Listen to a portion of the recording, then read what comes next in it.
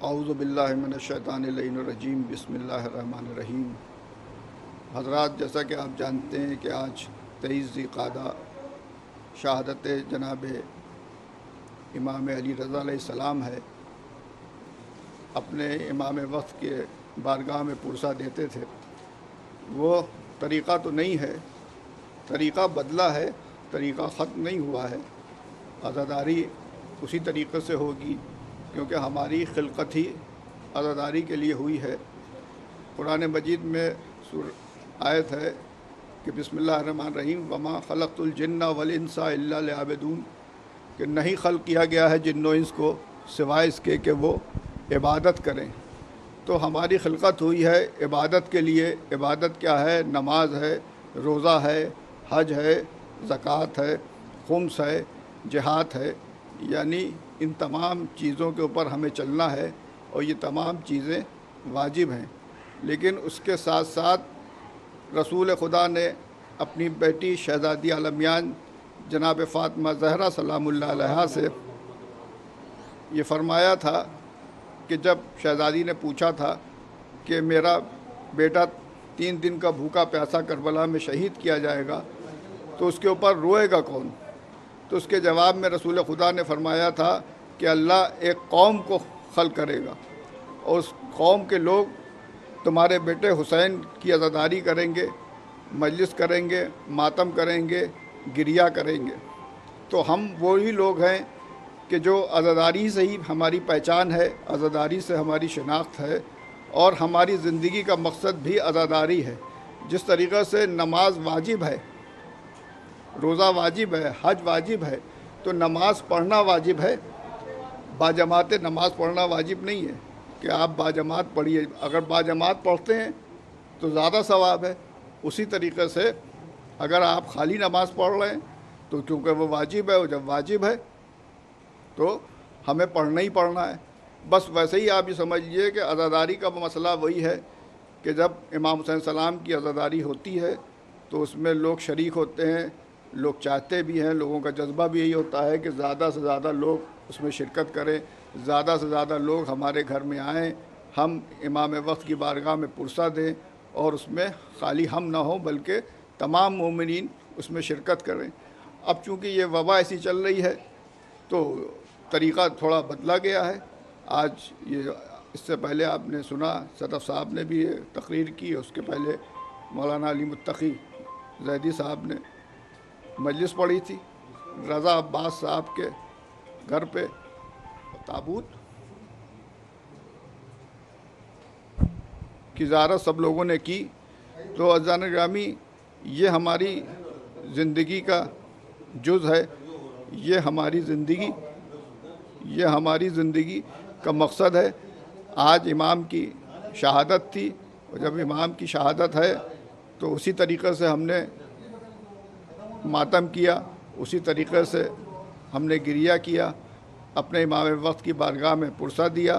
تو آپ اسی سے اندازہ لگا لیجئے کہ ایام عزا قریب ہے، اور جب ایام عزا قریب ہے تو عزاداری اسی طرح سے ہوگی۔ یہ نہیں ہے کہ عزاداری نہیں ہوگی، بس طور و طریقے دوسرے طرح سے ہوں گے۔ ہر آدمی عزائے حسین میں شامل ہوگا، ہر جگہ فرش ماتم بچھے گا۔ آپ نے دیکھا کہ شبوں سے لے کے اور اب تک تابوت تو اس طرح سے نہیں برآمد ہو سکے، لیکن اس سے زیادہ لوگوں نے اپنے گھروں میں تابوت سجائے اور اپنے گھر میں خود عزاداری کی۔ تو عزاداری کہیں سے کم نہیں ہوئی ہے بلکہ عزاداری میں اور اضافہ ہوا ہے۔ آپ دیکھ رہے ہیں کہ جیسے یہ میں آپ کے سامنے تقریر کر رہا ہوں تو یہ پروگرام یہاں نہیں ہوتا تھا، یہ پروگرام میں اضافہ ہوا ہے۔ تو اگر کوئی یہ سمجھ رہا ہے کہ عزاداری پہ اس کا اثر پڑے گا تو عزاداری پہ کوئی اثر نہیں پڑنے والا ہے، عزاداری اور بڑھے گی۔ یہ چاہے جیسی وبا آ جائے، چاہے جیسی قیامت آ جائے، لیکن یہ وعدہ ہے ایک باپ کا اپنی بیٹی سے کہ اسی طریقے سے عزاداری ہوگی۔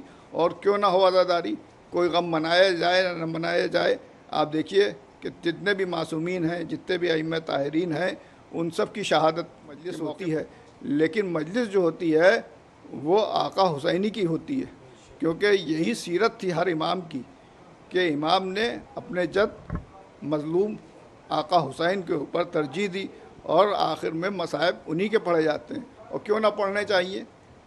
کیوں نہ پڑھنے چاہیے؟